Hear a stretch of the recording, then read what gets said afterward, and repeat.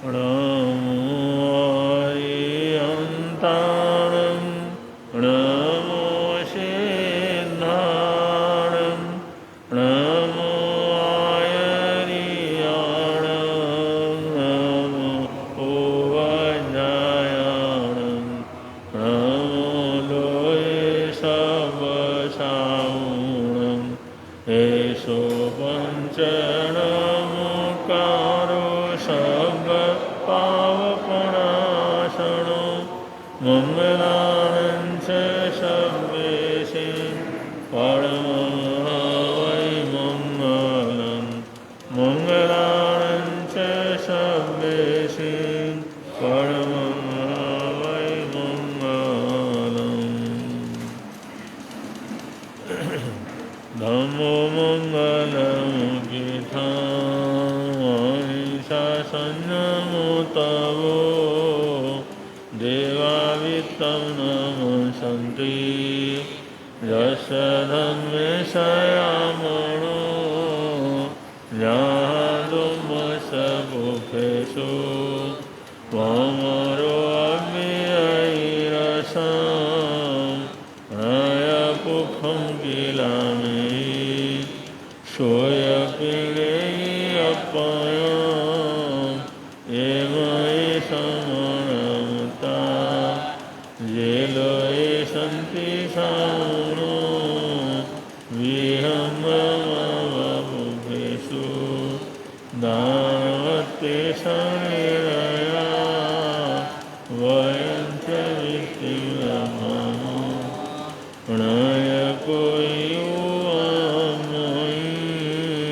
महावरि सूर्यन्ते कुफेषु भमराजा मौलरसमबुधा ये भवन्ति अनिश्रिया नानापिण्डरयादन्ता येन मुच्यन्ते शान्ति।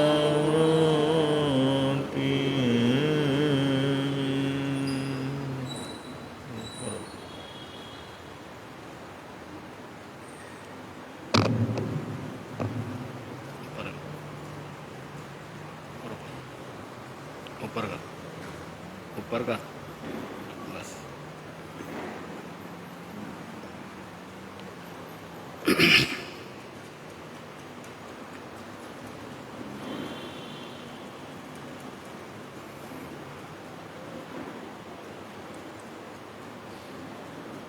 अनंत जीवों की रक्षा भी करना हमें, पाई अनमोल घड़ियाँ लुटाना नहीं।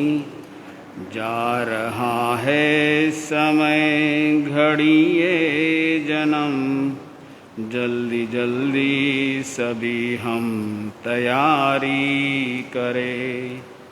अपने जीवन के जोहरी स्वयं ही बने, क्या पता फिर ये मौका मिले ना मिले।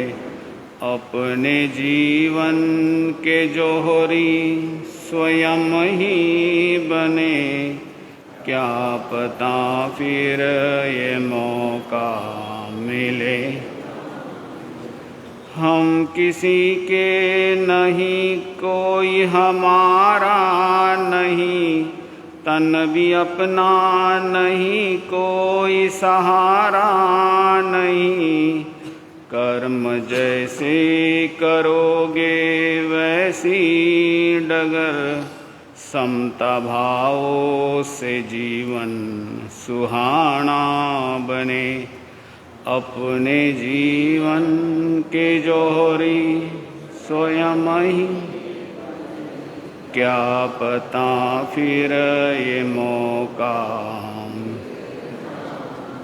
सपने सारे अधूरे ही रह जाएंगे, जाने कब दिन मेरे पूरे हो जाएंगे। जिंदगी का पल भर ठिकाना नहीं। चेत चेत रे चेतन क्यों भूल रहा, अपने जीवन के जोहरी स्वयं ही बने। क्या पता फिर ये मौका मिले ना मिले, क्या पता फिर ये मौका मिले।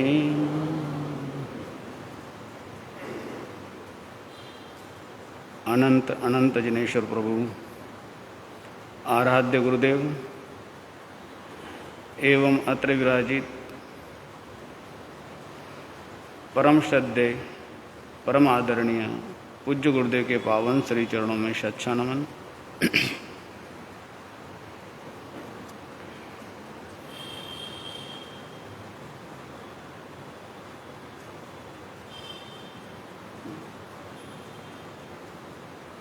इस पंचम आर्य के अनुसार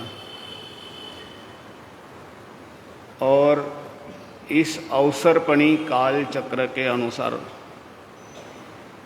जैन दर्शन के हिसाब से 24 तीर्थंकरों का वर्णन मिलता है और अंतिम तीर्थंकर भगवान महावीर स्वामी हुए हैं।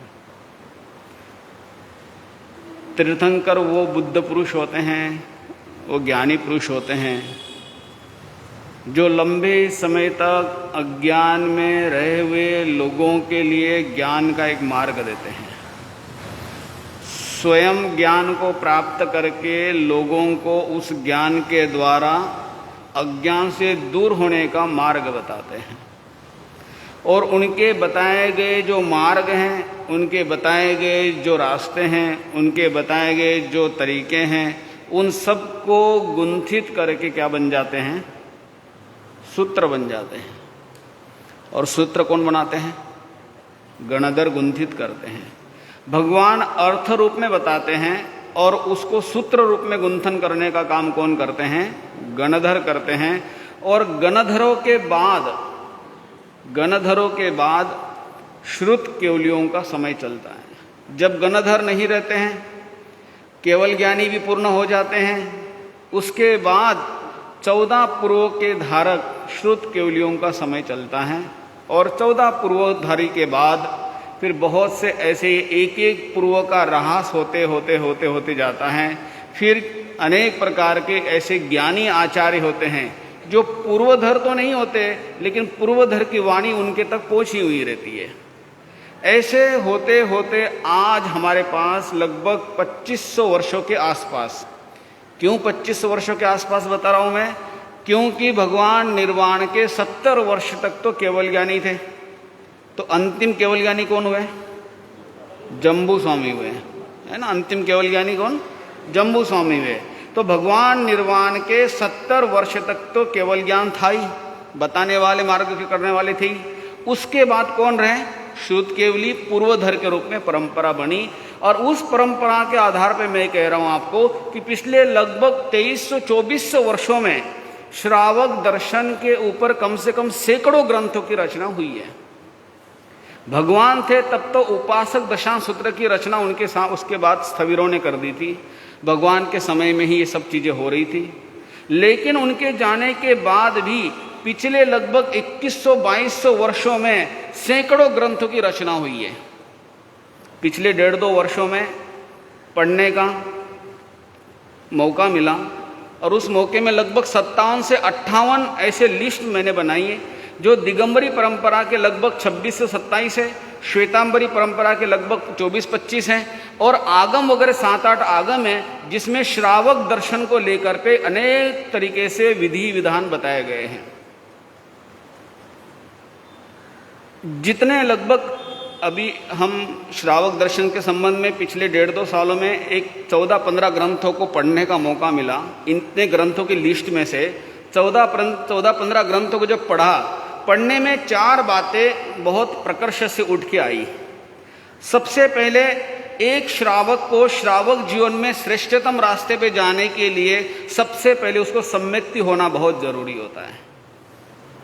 अगर आपकी श्रद्धा देव गुरु धर्म के प्रति नहीं है, आपकी श्रद्धा जिनेंद्र वचनों के प्रति नहीं है, आपकी श्रद्धा जिनेंद्र भगवान के इन तत्वों के प्रति नहीं है, आपकी श्रद्धा अगर भगवान के बताए गए उन रास्तों पे नहीं है, तो आप आगे जो व्रत हैं उस व्रतों में जाने की भी संभावना नहीं हो सकती है। अगर आप गलती से चले भी जाओ, मैं जो भी शब्द बोल रहा हूँ बहुत जिम्मेदारी के साथ बोल रहा हूँ। मैंने आपको बोला कि गलती से भी चले जाओ, अगर ये शब्द मैंने बोला है तो वो भी मैं जिम्मेदारी के साथ बोल रहा हूँ, सोच करके बोल रहा हूँ। अगर किसके देखा देखी में, किसी के कहने में, किसी के प्रेशराइज से किसी को नहीं बोल सकते इसलिए इसने व्रत ले इसलिए मैं भी व्रत ले लेता हूँ, ऐसी देखकर भी अगर किसी ने व्रत ले भी लिए तब भी वो लंबे समय तक टिक नहीं पाएगा। थोड़े दिन के बाद उसके मन में आएगा पता नहीं कुछ होता ही नहीं होता इससे, इन व्रतों को लेके कोई फायदा होता ही नहीं होता है, मेरे जीवन से जब से मैंने व्रत लिया तब मेरे जीवन में कष्ट ही कष्ट आ रहे हैं, शारीरिक वेदना बहुत हो रही है, मानसिक वेदना हो रही है, परिवार में बहुत समस्या होगी, जब से मैंने व्रत लिए तब से समस्या आ रही है। वो व्यक्ति के मन में ये भावना पैदा हो जाएगी कि इन व्रतों की वजह से मुझे समस्या आएगी। ये किसकी वजह से हो रहा है? अश्रद्धा की वजह से हो रहा है। इसीलिए भगवान कहते हैं, जिन ग्रंथों को हमने पिछले पढ़ा 14-15 ग्रंथों में, उसमें स्पष्ट रूप में कहा गया है कि सबसे पहले आपको श्रद्धाशील होना बहुत जरूरी है, सम्यक्त्व का होना बहुत जरूरी है। जब तक जीवन में सम्यक्त्व नहीं है, जब तक आपको भगवान के वचनों पे श्रद्धा नहीं है, जब तक देव गुरु धर्म पे श्रद्धा नहीं है, जब तक उनके तत्वों पे श्रद्धा नहीं है, तब तक आपका व्रत लिया हुआ व्यर्थ है। वो आज नहीं तो कल निश्चित टूट जाएगा आपसे। सम्यक्त्व आने के बाद श्रावक के लिए व्रतों में आना दूसरी बात बताई गई है। एक व्रत से लेकर 12 अणुव्रत तक की उन्होंने क्या की है? परोपनाएं की है। दिगंबरी ग्रंथों में भी 12 ही अणुव्रत के बारे में बताया गया है, श्वेतांबरी परंपरा में भी 12 ही अणुव्रत के बारे में बताया गया है। आप देखिए पिछले 2000 वर्षों से भी ज्यादा लंबे समय से आप देख सकते हैं सैकड़ों ग्रंथों की निर्मित हुई है, लेकिन हर ग्रंथ में यही बताया गया है कि सम्यक्त्व परम आवश्यक है। और सम्यक्त्व होने के बाद जब तक आपकी दृढ़ श्रद्धा भगवान के वचनों के प्रति नहीं रहेगी, तब तक आपका लिया गया एक व्रत भी किसी काम का नहीं है। वो आज नहीं तो निश्चित छूट जाएगा, आप उसे छोड़ ही दोगे। इसलिए सबसे पहले श्रावक व्रत में आने के लिए सम्यक्त्व का होना बहुत जरूरी है। आपकी देव गुरु धर्म पे दृढ़ श्रद्धा होना जरूरी है, अरिहंत सिद्धों पे आपकी दृढ़ श्रद्धा होनी है, जिनेंद्र वचनों पे दृढ़ श्रद्धा होनी जरूरी है, तत्वों पे दृढ़ श्रद्धा होनी जरूरी है। तब तक आप कभी भी आगे स्थिर नहीं रह पाओगे। इसीलिए पहला उन्होंने बताया कि सम्यक्त्व का होना बहुत जरूरी है। उसके बाद एक व्रत से लेकर 12 अणुव्रत के बारे में उन्होंने चर्चा की है। उसके बाद उन्होंने प्रतिमा के बारे में बात की है। 12 अणुव्रत के बाद श्रावक की 11 प्रतिमाएं होती हैं। प्रतिमा का अर्थ होता है जो व्रत आपने लिए, इन व्रतों में कुछ विशेष और आगे बढ़ा करके आगे साधना में बढ़ना। जो जो अपने आगार लिए हैं, इन आगारों को और कम करते हुए एकांत अवस्था में अधिक से अधिक इन्हीं व्रतों को सुदृढ़ता से बढ़ाने के लिए किया गया प्रयास, उसको कहते हैं प्रतिमा। और प्रतिमा धारण करने वाले जो साधक होते हैं और प्रतिमा धारण करते करते ऐसी स्थिति बन जाती है, या तो वो श्रमण बन जाते हैं, या तो वो उसी जीवन में रहते हुए संतारा साधना में आगे बढ़ जाते हैं। 4 बातें हैं, 4 साधना के अंग है, 4 बातों पे आपको काम करना है। वर्तमान में आपको एक अच्छे सम्यक्ति बन के पहले आगे बढ़ना है, दृढ़ सम्यक्ति होकर के आगे बढ़ना है। उसके बाद व्रतों को धारण करना है। व्रत लेने के बाद 15 साल 20 साल उसमें अगर आप रह गए, उसमें साधना कर ली, 15-20 साल में अगर आप 12 अणुव्रतों को अच्छा पालन कर लिया, आपको लगे कि मैं बिल्कुल ठीक चल रहा हूँ, मुझे किसी प्रकार की समस्या नहीं है, मैं अच्छे से आगे बढ़ रहा हूँ, तो जीवन के किसी भी समय में अंत में आप प्रतिमा धारण करके आगे बढ़ सकते हैं। श्वेतांबर परंपरा में प्रतिमाओं की परंपरा थोड़ी सी कम होती गई पिछले कुछ वर्षों में, लेकिन दिगंबरी परंपरा में आज भी प्रतिमाएं धारण की जाती हैं। कई श्रावक ऐसे हैं जो 12 अणुव्रत के बाद उनको कोई 3 प्रतिमाएं, किसकी 5 प्रतिमाएं, किसकी 6 प्रतिमाएं धारण करते हैं। ऐसे देखने को आज भी मिलता है। जब व्यक्ति सम्यक्त्व में रहा, व्रतों में रहा, प्रतिमाओं में धारण किया, तो जीवन के अंतिम समय में संलेखना संथारा करने में उन्हें क्या होता है? घबराहट नहीं होती है, संकोच नहीं होता है, डर नहीं लगता है, भय नहीं लगता है, किसी की आवश्यकता नहीं पड़ती है। इतना उनको बोध हो जाता है, इतनी समझ आ जाती है, श्रावक व्रत को जीवन जीते हुए, वस्तुओं को कम करते हुए, आसपास के लोगों की सत्यता को देखते हुए जीवन में ऐसा क्षण आ जाता है कि अंतिम समय में जब आपको लगे कि मेरा आयुष्य कर्म कम होते जा रहा है, अब सांसें कम हो रही हैं, ऐसे समय में सल्लेखना संतन अंगेरा करने में घबराहट महसूस नहीं होती है। तो श्रावक जीवन के लिए 4 साधना के अंग है। तो पहला कौन सा? सम्यक्त्व। दूसरा, अनुव्रतों को धारण करना। तीसरा, प्रतिमाओं को धारण करना। और चौथा, सल्लेखना संतरा अंगीकार करना।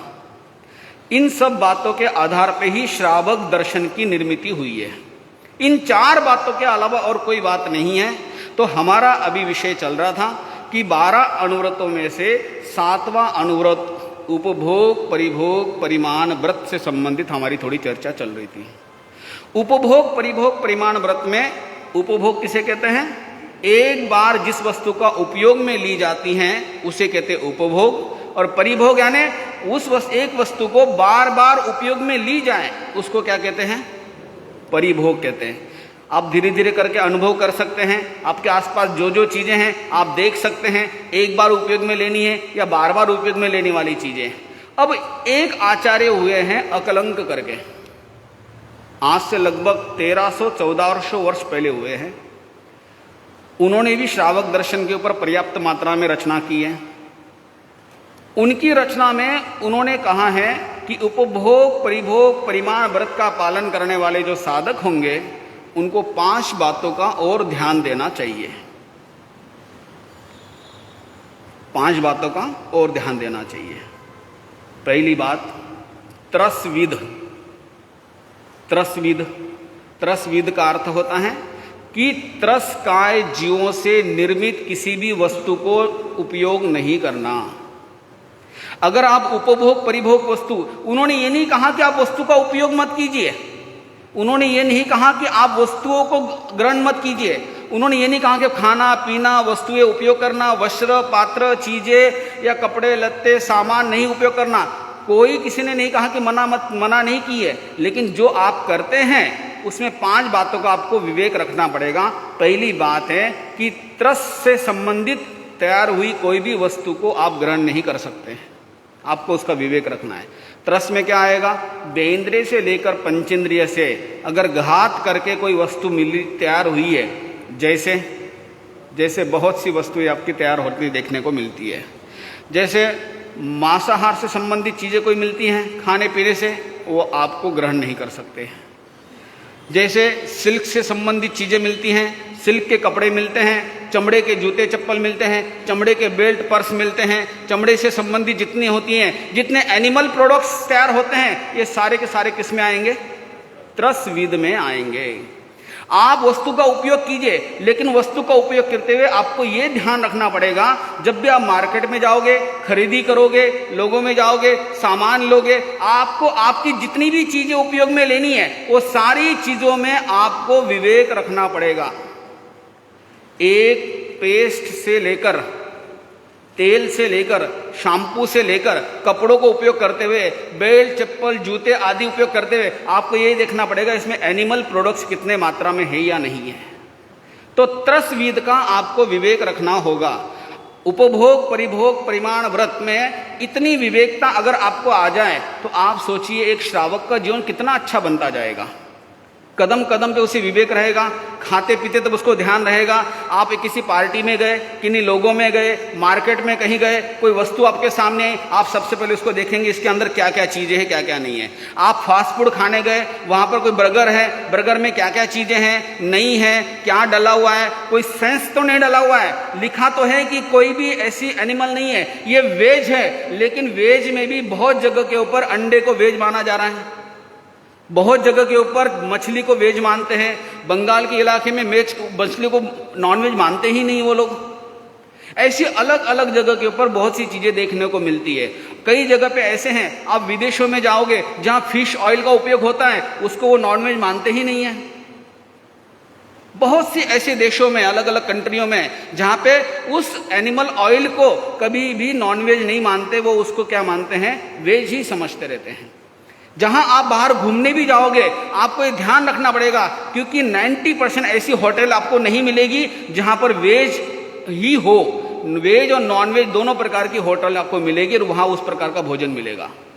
बड़ा मुश्किल होगा। इसीलिए एक श्रावक के लिए उपभोग परिभोग परिमाण व्रत का पालन करना अपने आप में बहुत बड़ी एक क्या है, एक चैलेंजिंग जॉब है तुम्हारे लिए। लेकिन श्रावक जब तक इस विवेक में नहीं आएगा तब तक रोज उनसे क्या होता जाएगा, भूल और गलतियां होती जाएगी, और ऐसी गलतियां करते हुए श्रावक जीवन में व्यक्ति आगे नहीं बढ़ पाएगा।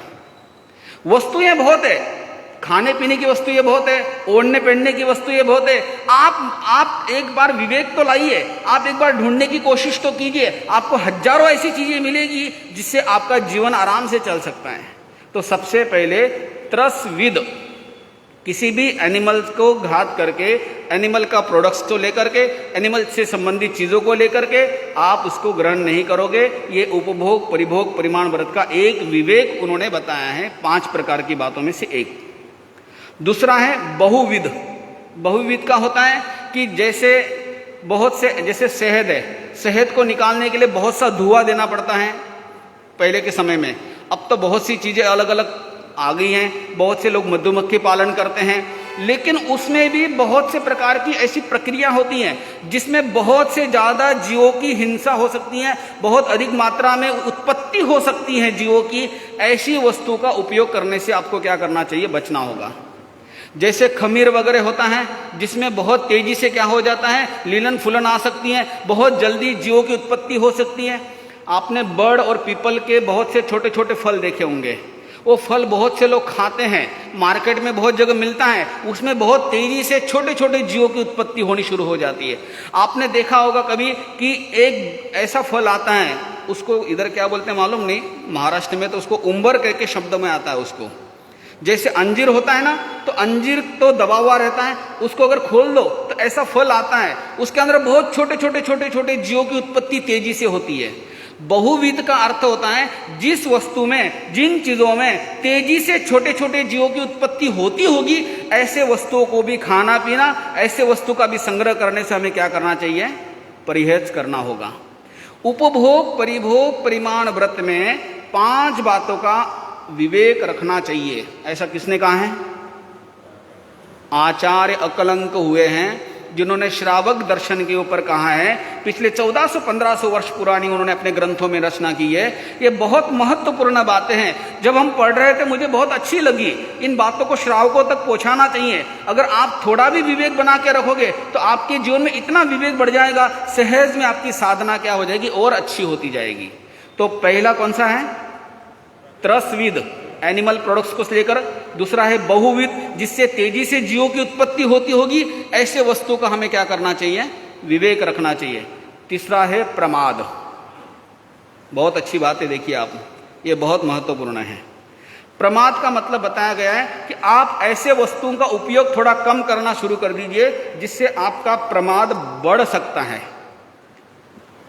जैसे बहुत से ऐसे कोमल, मुलायम, सुंदर सी चीजें, बहुत से ऐसे साधन हैं जो इतने अच्छे हैं, इतने मुलायम हैं, इतने अच्छे हैं, शरीर के लिए बहुत अच्छे लगती हैं, हमारी स्किन को बहुत अच्छे लगती हैं। बहुत से ऐसे वस्तुएं हैं, बहुत सी ऐसी चीजें हैं जिससे आप उसके प्रति रह ही नहीं सकते, उसके बिना जीवन नहीं चल सकता है। आप उसके प्रति एडिक्ट हो चुके हैं, आप उसके प्रति नशे में चले गए, आप उसके बिना रह ही नहीं पा रहे हैं। ऐसी जब हो जाते तो वो प्रमाद की अवस्था बन जाती है।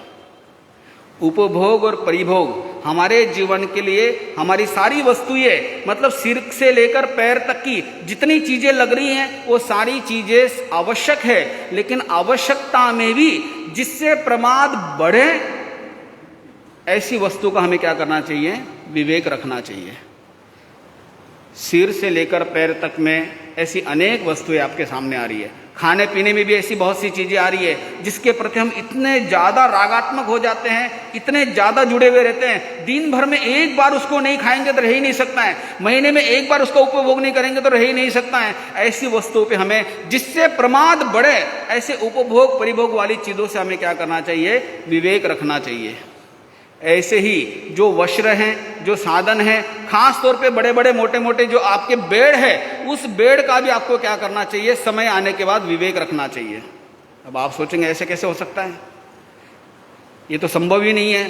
30 साल से जिसके ऊपर सो रहे हैं उसके बिना तो नींद ही नहीं आएगी हमको। तो यही तो कहते हैं भगवान, ये जो नींद आ रही है ना, ये नींद से हम अभी तक नहीं उठ रहे, अभी तक जग नहीं रहे, हम इससे बाहर नहीं निकल रहे हैं। इसीलिए पौषध की आराधना की प्रेरणा दी थी। अगर आप पौषध नहीं कर पाते हैं तो कम से कम ये विवेक रखो कि कम से कम महीने में 1 दिन या 15 दिन में 1 दिन आप चटाई के ऊपर सोओगे, आप 1 दिन बेड के छोड़ करके आप दरी के ऊपर सोओगे। आपको महसूस होना चाहिए इस कोमलता की चीजों से, इस फोम वाली चीजों से अपने आप को, प्रमाद का स्थान बढ़ रहा है, प्रमाद की चीजें बढ़ रही हैं, हमारा मन उसके बिना नहीं रह सकता है। अंतिम समय जब हम संलेखना लेंगे उस समय हमारा शरीर हर एक चीज से सकारात्मक होना चाहिए, जुड़ा होना चाहिए, अप्रमाद अवस्था में बढ़ना चाहिए। इसलिए प्रमाद की जितनी चीजें हैं उस चीजों का हमें क्या कर लेना चाहिए, विवेक रखना चाहिए। त्रसविद एनिमल प्रोडक्ट्स, बहुविद जिससे बहुत अधिक मात्रा में जीवों की उत्पत्ति हो, ऐसे वस्तुओं का भी हमें क्या करना चाहिए, विवेक रखना चाहिए। तीसरी कौन सी है, प्रमाद बढ़ाने वाली चीजें। बहुत चीजें हैं, मैं बहुत थोड़ी बातें कह रहा हूं आपको, आप थोड़े में अधिक चीजें समझने की कोशिश कीजिए। आप घर जाओगे, अब आज से, कल से, परसों से रोज थोड़ा थोड़ा प्रयोग करना, महसूस करना। आप देखना कि मैं इसके बिना रह तो नहीं पा रहा हूं, ये मुझे बहुत जरूरी है क्या। दिन भर में आप देखो इसके बिना नहीं रह सकते हैं क्या। अगर ऐसा नहीं हो तो हम मन ही नहीं करता है, ना खाने पीने का, ना रहने का, ना चीजों का। जब तक वो हम उपयोग नहीं करेंगे, जब तक उन कॉस्मेटिकों का उपयोग नहीं करेंगे, जब तक उन चीजों का उपयोग नहीं करेंगे, तब तक हमें अच्छा ही नहीं लगेगा। तो आप समझ लेना कि आप प्रमाद की अवस्था में जा रहे हैं। धीरे धीरे एक उम्र हो रही है, धीरे धीरे इन प्रमाद की चीजों से अपने आप को बाहर निकालना चाहिए। तो भगवान कहते हैं श्रावक जीवन में जीते हुए, 7वें अनुव्रत का पालन करते हुए, उपभोग परिभोग का परिमाण करते हुए, उसमें भी 5 बातों का हमें विवेक रखना चाहिए। जिन चीजों से प्रमाद बढ़ता हो उन वस्तुओं का भी हमें क्या करना चाहिए, विवेक रखना चाहिए। विवेक का अर्थ होता है समय के साथ उसे कम करना चाहिए, और कम करते करते उससे हम बाहर निकलने की कोशिश करनी चाहिए। चौथी है अरिष्ट। अरिष्ट का मतलब जिन वस्तुओं से, जिन चीजों से, जिनके खान पान से, जिन साधनों से आपका नुकसान होता हो। जैसे किसी को बीपी की तकलीफ है, अगर वो नमक ज्यादा खाए तो तकलीफ होती है।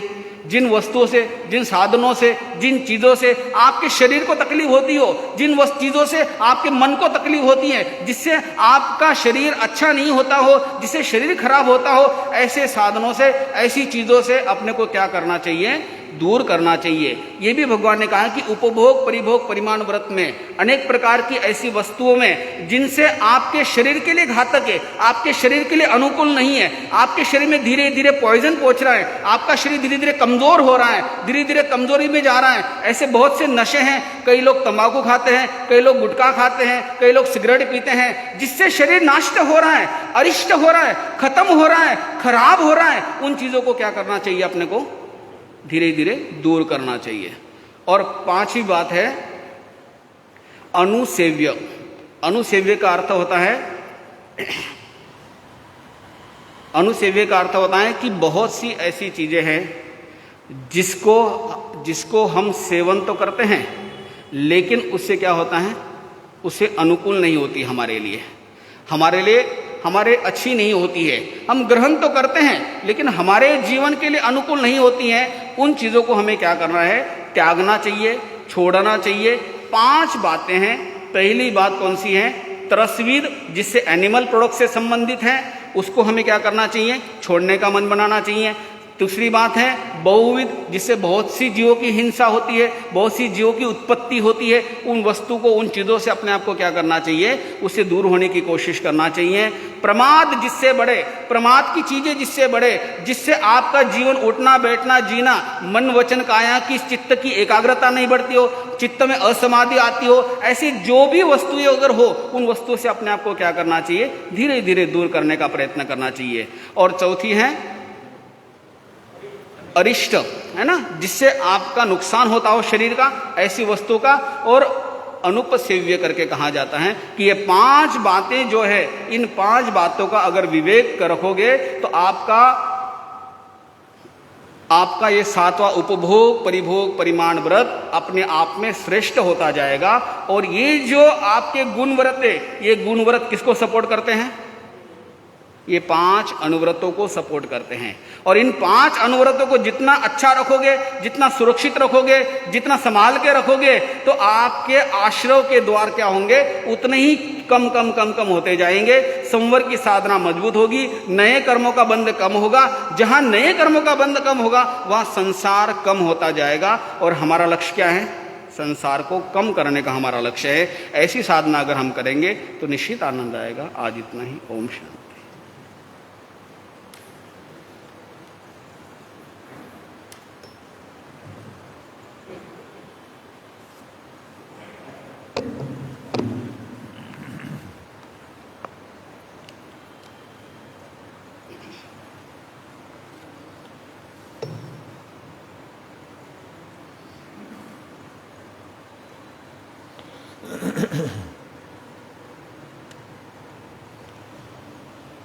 तुम तरण तारण दुख निवारण भविक जीव आराधन श्रीनाभिनंदन जगत वंदन ऋषभदेव जिनेश्वरम् जगत भूषण विगत दूषण प्रणव प्राण निरूपकं ध्यान रूप अनूप उपमं नमो सिद्ध निरंजनं तुम मुक्तिदाता परमघाता दीन जानी दया करो सिद्धार्थ नंदन जगत वंदन महावीर जिनेश्वरं ध्यान धूपं मनः पुष्पं पचेन्द्रियमाजाप संतोष पूजा पूयो देव निरंजनं पूयो देव निरंजनं पूयो देव निरंजनं।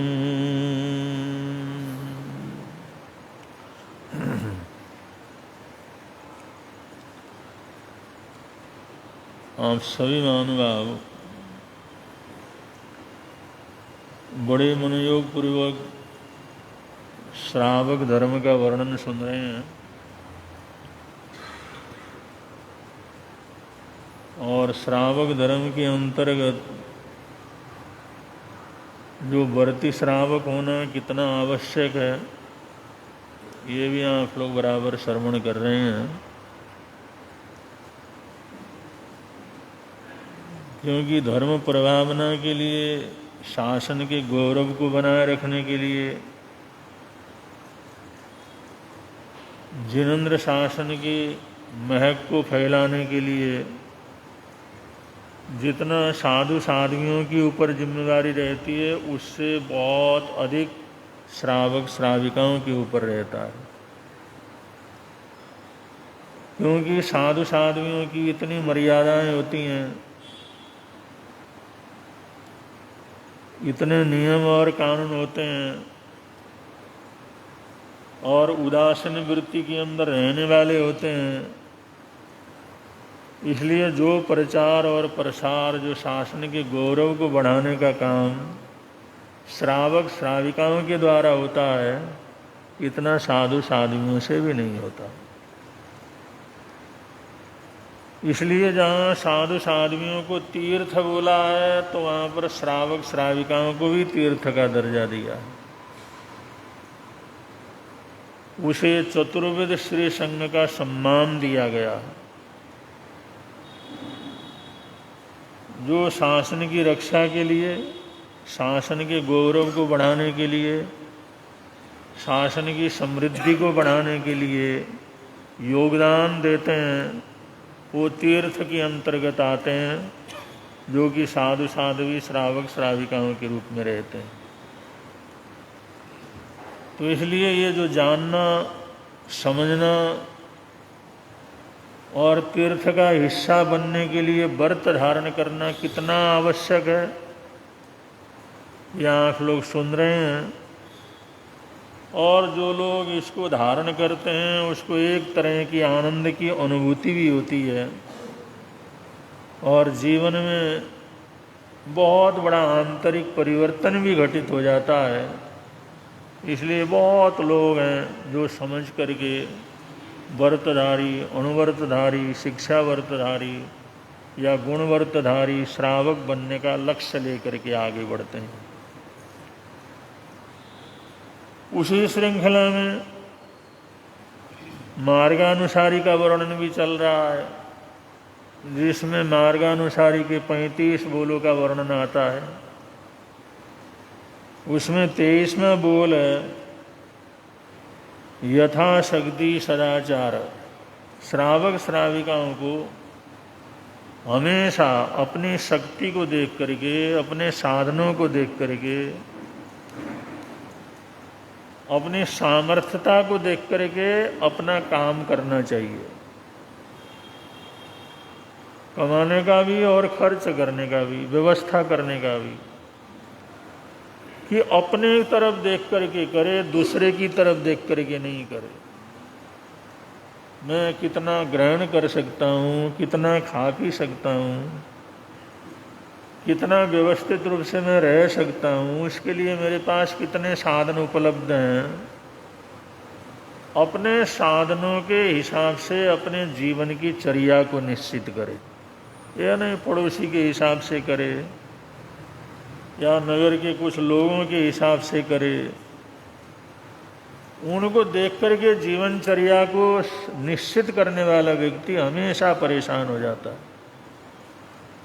जो अपनी शक्ति को देख करके, अपनी कैपेसिटी को देख करके, अपनी योग्यता, अपने साधनों को देख करके अपने जीवन की चर्या को निश्चित करता है, वो हमेशा सुखी रहता है, आनंद में रहता है, कर्जदार नहीं बनता, उसके ऊपर चिंता फिक्र नहीं रहती है, तरह तरह के संघर्षों से उसका बचाव होता है।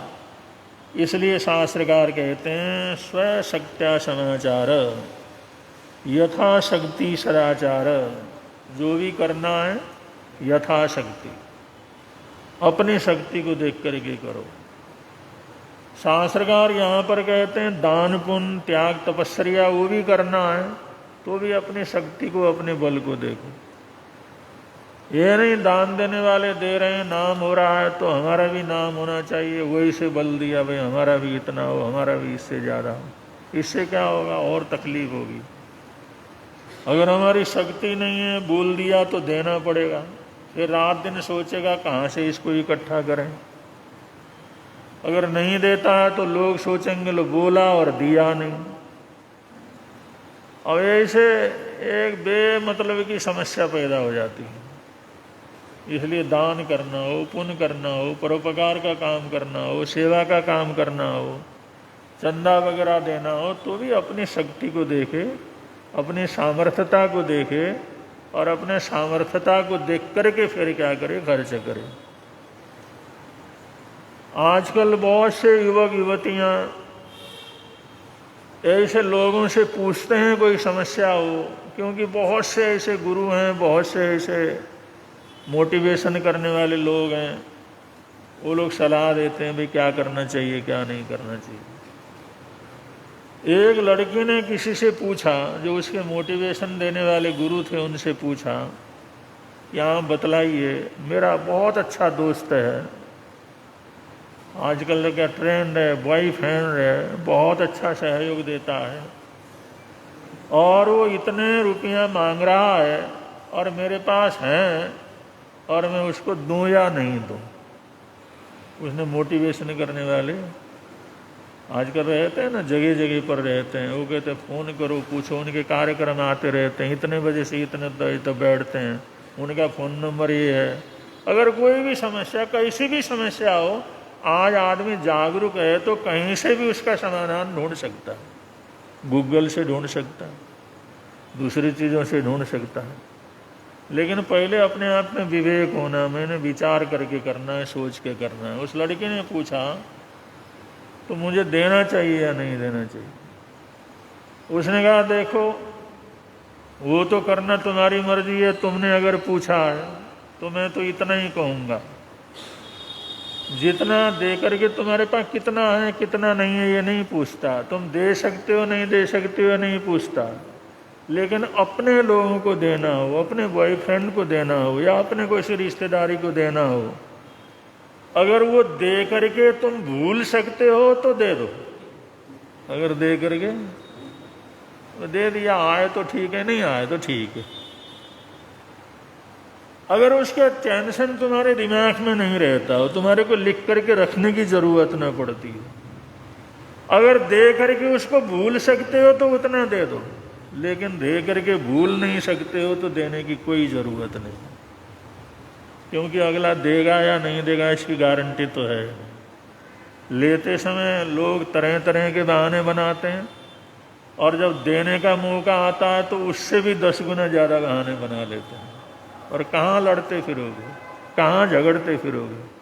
अच्छे भले संबंध तुम्हारे खराब हो जाएंगे, अच्छे भले रिश्ते तुम्हारे खराब हो जाएंगे, खामो खाम का द्रोह शुरू हो जाएगा, खामो खाम की बुराई करने की प्रवृत्ति शुरू हो जाएगी। इसलिए अगर जिसको देख करके तुम भूल सकते हो भाई दे तो ठीक है, नहीं तो नहीं, तुम उसको ध्यान ही नहीं आता हो तो उतना दे दो।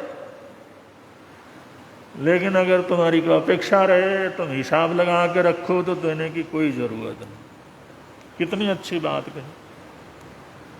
छोटी छोटी बातें होती हैं, अगर आदमी इस तरह से सोच ले, विचार कर ले, पूछे। और कभी कभी आता नहीं ध्यान में अब दें या नहीं दें, और संबंध ऐसे हैं क्या करें। तो ये मोटिवेशन जो गुरु होते हैं, वो जो प्रवचन वगैरह करने वाले होते हैं, सलाह देने वाले होते हैं, बड़ी अच्छी सलाह दी उसने। अब ये सलाह एक को तो दी, ये सुनने वाले सभी के लिए उपयोगी है। मैं देना चाहो दे दो, लेकिन उतना ही दो जिसको देने के बाद तुम्हारे को मांगने की ज़रूरत ही न पड़े, कभी जिक्र करने की भी ज़रूरत नहीं। अगर अच्छा भला होगा तुम्हारा होगा तो आएगा, नहीं आया तो कोई बात नहीं। लेकिन तुम्हारे को कभी पूछने की भी ज़रूरत न पड़े तूने दिया नहीं दिया, लिया था क्या हुआ, तब तो तुम्हारे रिश्ते बड़े अच्छे बने रहेंगे।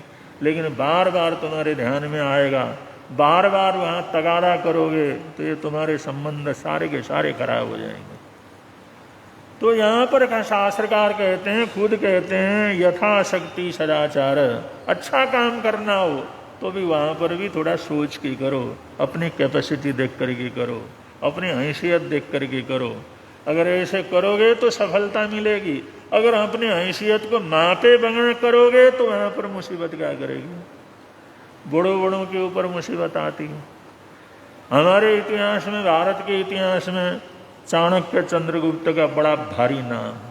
चाणक्य चंद्रगुप्त उस जमाने के अंदर हुए जब विदेशी शक्तियां भारत की तरफ रुख कर रही थी, भारत को लूटने के लिए, भारत को गुलाम बनाने के लिए, भारत के ऊपर राज करने के लिए, भारत की समृद्धि को अपने कब्जे में करने के लिए विदेशी शक्तियां हमारे देश की तरफ जिस समय रुझान कर रही थीं, आ रही थीं, उस समय चाणक्य और चंद्रगुप्त थे।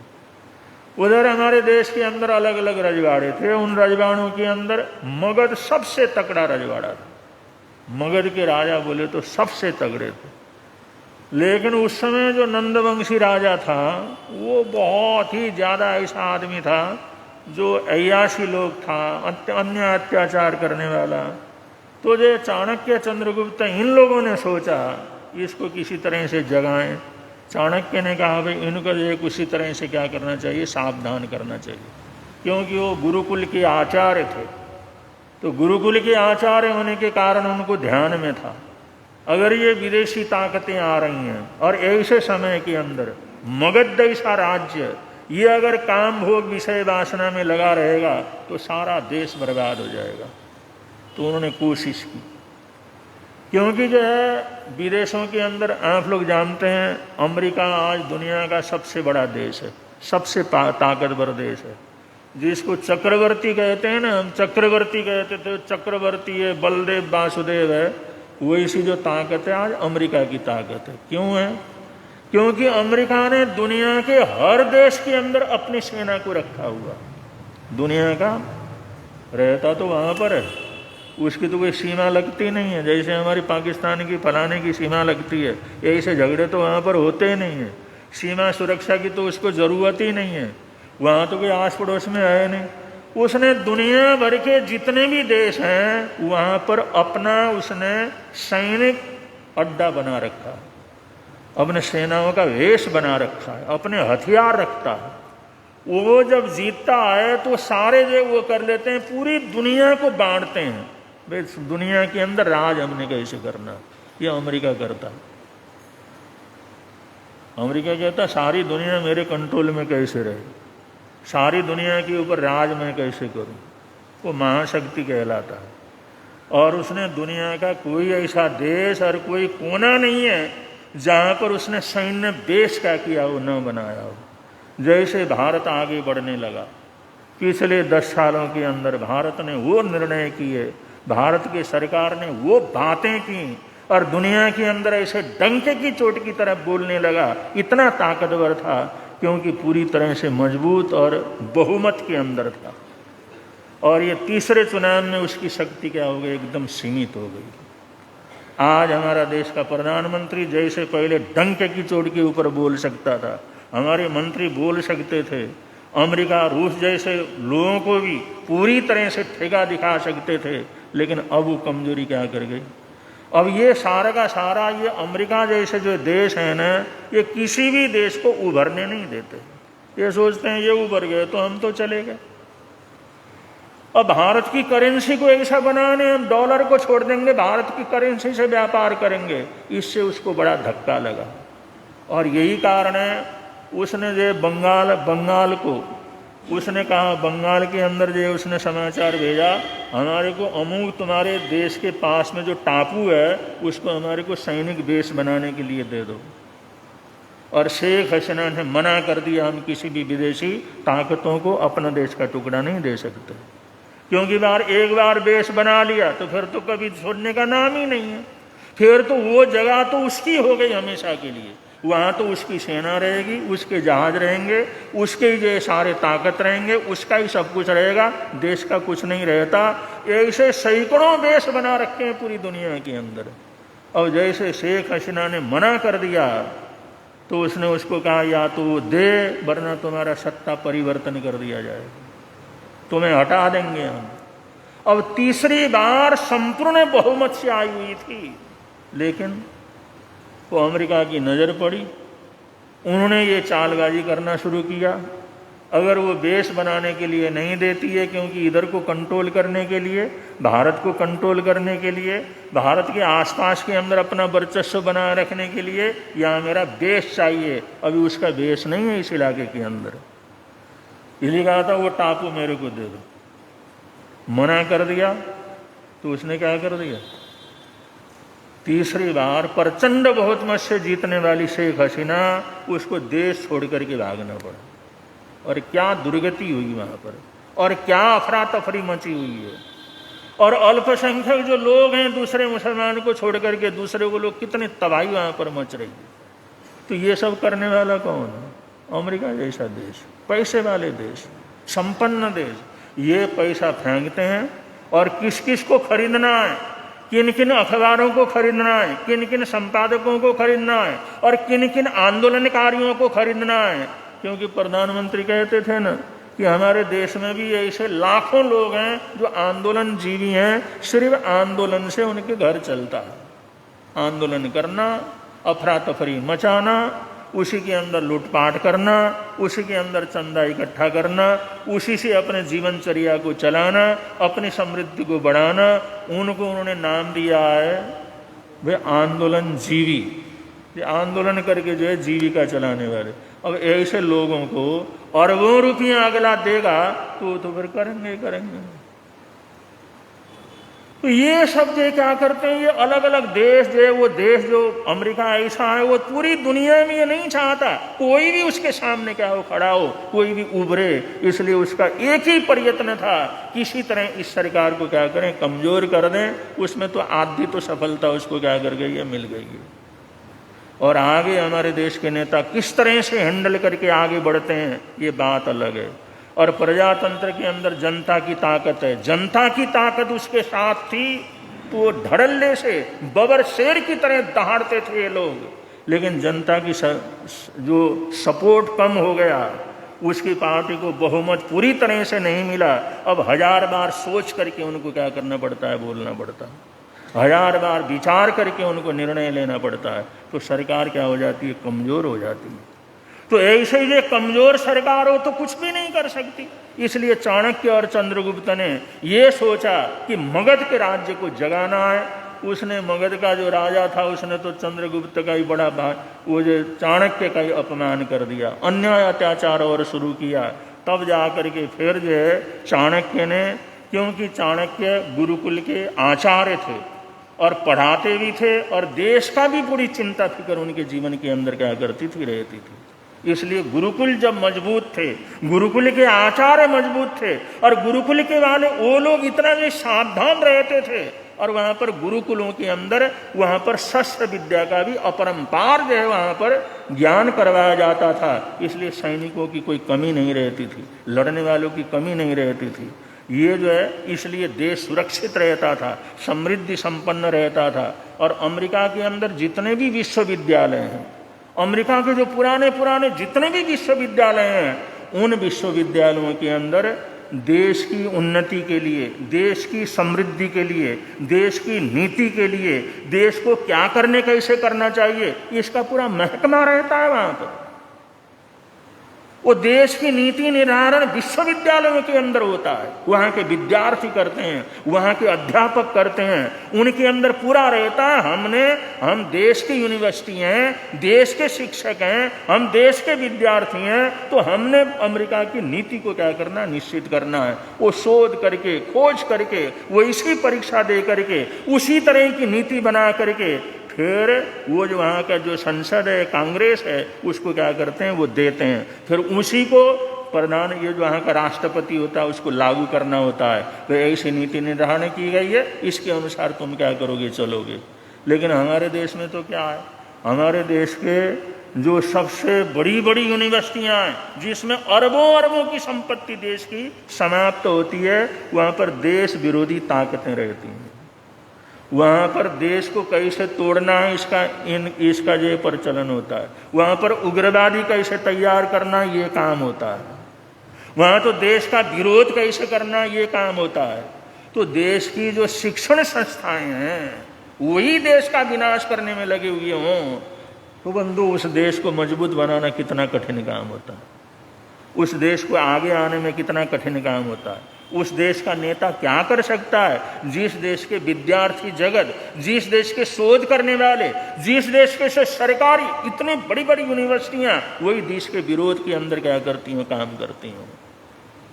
तो इसलिए अभी भारतवर्ष की स्थिति काफ़ी जो है ऐसी विषम स्थिति है, क्योंकि जो दोनों तरफ बड़े बड़े दुश्मन हैं। एक तो तरफ चीन है, चीन कहता है किसी भी तरह से भारत को मेरे से आगे नहीं आना चाहिए।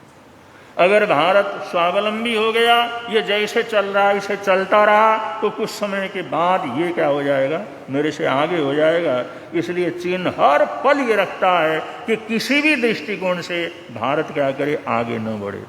और अमेरिका सोचता है भाई भारत को कंट्रोल रखे बिना इस इलाके को हम रोक नहीं सकता, इसलिए भारत को नीचे रखना बहुत ज़रूरी है। इसलिए उसने भारत के चारों तरफ के छोटे छोटे देश हैं, पड़ोसी देश हैं, उसमें अफरा तफरी क्या कर दिए, मचा दिए, और उनको हर तरह का सहयोग प्रदान करता है। और एक तरफ पाकिस्तान जैसा देश है जो हमेशा दुश्मनी रखता है, घर में खाने के लिए कुछ भी न हो, लेकिन हमारे देश से लड़ने के लिए, यहाँ पर अशांति पैदा करने के लिए, यहाँ पर उग्रवादियों को भेजने के लिए कितना भी खर्चा करना पड़े, वो सारा का सारा खर्च करता है। तो स्थिति बड़ी डामाडोल है, स्थिति बड़ी ऐसी है हमारे देश की। इस समय बड़ी कठिन परिस्थितियों से देश आगे क्या कर रहा, बढ़ रहा है।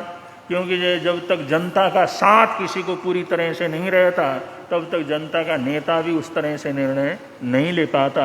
ये तो आप लोगों ने देखा है पिछले 10 वर्ष का कार्यकाल।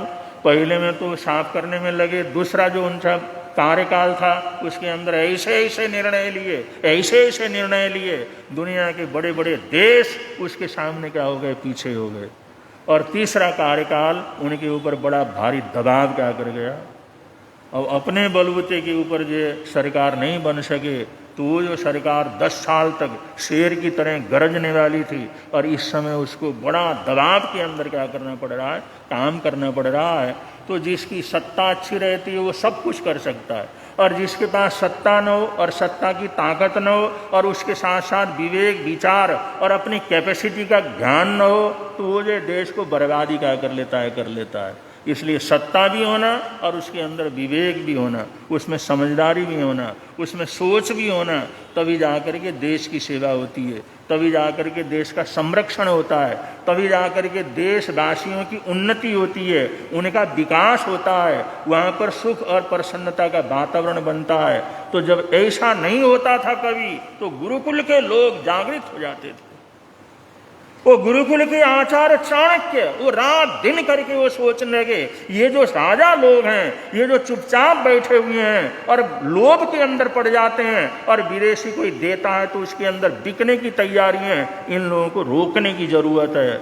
उनको रोकने के लिए अब सत्ता चाहिए, सत्ता की ताकत चाहिए। उसके लिए चंद्रगुप्त को उन्होंने क्या किया, तैयार किया। और जिस समय तैयार किया तो स्थिति तो ऐसी हो गई, एक बार तो ऐसी ताकत तैयार की, उन्होंने कहा सीधा जाकर के मगध के अंदर, मगध की राजधानी में, और राजा की सत्ता ही क्या कर देते हैं, पलट देते हैं। सीधा वहां जाकर के उन्होंने अटैक कर दिया। ताकत कितनी बनाई होगी, लेकिन जिस समय अटैक किया तो उनका अटैक किया जहां पर राजधानी में, लेकिन उनका फेल हो गया। मगध की जो सेना चारों तरफ थी, दुनिया भर के छोटे छोटे राज्य थे, उन्होंने जो चाणक्य चंद्रगुप्त की सेना को बर्बाद कर दिया और ये लोग अपने प्राण बचा करके क्या करने लगे, छुपने लगे। जिस समय प्राण बचा करके इधर उधर घूम रहे थे, सिर्फ चाणक्य और चंद्रगुप्त दोनों एक दूसरे को जानते थे, कोई दूसरा जानता नहीं था। भेष बदल करके घूम रहे थे, कहाँ इतनी ताकत पैदा करी थी, लेकिन हार गए तो उनकी हालात खराब हो गई। और एक बार किसी गांव के अंदर ठहरे हुए थे, वहाँ पर किसी के कोई छोटा सा झोपड़ा वगैरह था, वहाँ पर ठहरे हुए थे। वहाँ पर सामने एक बुढ़िया खिचड़ी बना रही थी और खिचड़ी बना करके उसने अपने बेटे को कहा, छोटे पोते को कहा, तो ये खिचड़ी खा ले, परोस दिया है, मैं पानी लेने के लिए जा रही हूँ। तो उसने एकदम खिचड़ी खाते खाते एकदम चीख मारी। वो बुढ़िया भागी भागी आई। उन्होंने कहा क्या हुआ। और जिस समय उसके हाथ को पकड़ा, उसको झटका, उन्होंने कहा अरे तू भी पूरी तरह चाणक्य चंद्रगुप्त की तरह मूर्ख निकला, ऐसे खाया जाता है खिचड़ी। अब ये शब्द जिस समय पास में रुके हुए चाणक्य चंद्रगुप्त के कानों में पड़े, वो चाणक्य कहने लगे, चंद्रगुप्त सुना, वो बुढ़िया अपने पोते को कहती है तू तो चाणक्य चंद्रगुप्त जैसा मूर्ख निकला, ऐसे करते हैं, ऐसे खाया जाता है, ये कोई तरीका है। और उसको कह रहे हमारी तरह मूर्ख, हमने ऐसी मूर्खता का क्या काम किया। और लोग तो हमारा नाम लेते हैं, इतनी बड़ी ताकत से टकरा गए, कहाँ चाणक्य चंद्रगुप्त, ये कहती चाणक्य और चंद्रगुप्त जैसा मूर्ख निकला। तो उनको सारी रात नींद नहीं आई। सूर्य जाकर के उस माता के चरणों में गए। उन्होंने कहा माँ, तूने जो है चाणक्य और चंद्रगुप्त में ऐसे क्या मूर्खता देखी जिससे वो कहते अपने पोते को, उस बच्चे को धमकाते समय तो कहते चाणक्य चंद्रगुप्त जैसा मूर्ख दुनिया के अंदर नहीं है। और तूने ऐसे उसको कैसे, उस तरह का तुम ऐसे मूर्खता का काम कर रहा है, ऐसा क्यों कहा। उन्होंने कहा नहीं वो तो ऐसी बात थी। उन्होंने कहा नहीं माँ, बात क्या है ये तो बतलाओ। चाणक्य और चंद्रगुप्त मूर्ख कैसे हैं, और वो भी जानते नहीं थे, वो देखा तो नहीं था उनको, वो तो भेष बदले हुए थे। तब उस बुढ़िया ने कहा भाई चाणक्य और चंद्रगुप्त मूर्ख नहीं है तो क्या है, इतनी बड़ी सत्ता को हासिल करना चाहते हैं, नंद वंश को नष्ट करना चाहते हैं, सत्ता पलटना चाहते हैं, लेकिन उन्होंने थोड़ी सी ताकत बना करके सीधा राजधानी में जाकर के आक्रमण कर दिया, तो मरना ही था। वो पता नहीं कहाँ कहाँ धक्के खा रहे होंगे, पता नहीं जिंदे हैं मर गए वो। इतनी बड़ी मूर्खता थोड़ी की जाती। अरे जीतना ही था, कुछ करना ही था, जनता की सेवा करनी थी और देश को जो आगे बढ़ाना था, अगर ये लक्ष्य उनका था तो कम से कम अड़ोस पड़ोस से छोटे छोटे राज्य को जीतना चाहिए था। अड़ोस पड़ोस के छोटे छोटे राज्य को जीता, उनकी व्यवस्था की, उनको अपने में मिलाया, फिर थोड़े बड़े राज्य को, ऐसे अड़ोस पड़ोस के राज्य को जीत जीत करके तो ताकत बढ़ा करके फिर जो एक केंद्र में जाकर के आक्रमण करना था, वो ऐसे मूर्खानंदी निकले, सीधा जाकर के राजधानी में धावा बोल दिया। अब इससे बड़ी मूर्खता क्या हो सकती है? यहां से चाणक्य को रास्ता आया, भाई हमने जीतने के लिए करना क्या है, हमने केंद्र तक पहुंचने के लिए करना क्या है, फिर इसी नीति को लेकर के आगे बढ़े। छोटे छोटे राजाओं को मिलाया, छोटे छोटे राजाओं से मित्रता की, छोटे छोटे राजाओं की सेना को अपने साथ मिलाया, उन लोगों को अपने साथ मिलाया, शक्ति पैदा की, साधन पैदा किए और ऐसी ताकत पैदा की। और जिस समय आखिर के अंदर आक्रमण किया तो जितने आसपास के जितने छोटे छोटे राजा थे सब साथ में थे और नंद वंश को खत्म करके उन्हें चाणक्य ने चंद्रगुप्त को सम्राट क्या किया, मगध का सम्राट बनाया। तो बंधु, यहाँ पर शास्त्रकार ये कहते हैं, पहले अपनी कैपेसिटी को देखो, अपनी योग्यता को देखो, अपने पास कितनी ताकत है देखो, जितनी ताकत है उसके अनुसार काम करो तो तुम्हारे को सफलता नहीं मिलेगी। अगर अपनी शक्ति को सोचे बगैर कुछ भी करोगे तो सिर्फ परेशानी, दुख, अशांति के सिवाय कुछ भी तुम्हारे को मिलने वाला नहीं है। ये जो है मार्गानुसारी के बोल के अंदर कहा है, जो समझेंगे करेंगे यहाँ भी आनंद होगा, प्रभु के अंदर भी आनंद होगा। बड़े प्रेम से आप लोग बोलेंगे, मिलता है आनंद प्रभु इसे मिलता है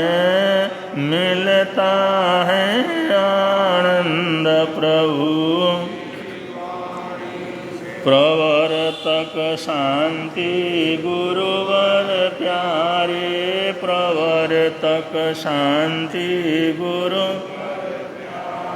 जीवन नैया के रखवारे, जीवन नैया के रख जोड़ गए संबंध प्रभु की वाणी से, जोड़ गए संबंध प्रभु की वाणी से। मिलता है आनंद प्रभु की वाणी से, मिलता है आनंद प्रभु। 1 तारीख से पुरुषों महाप्रभु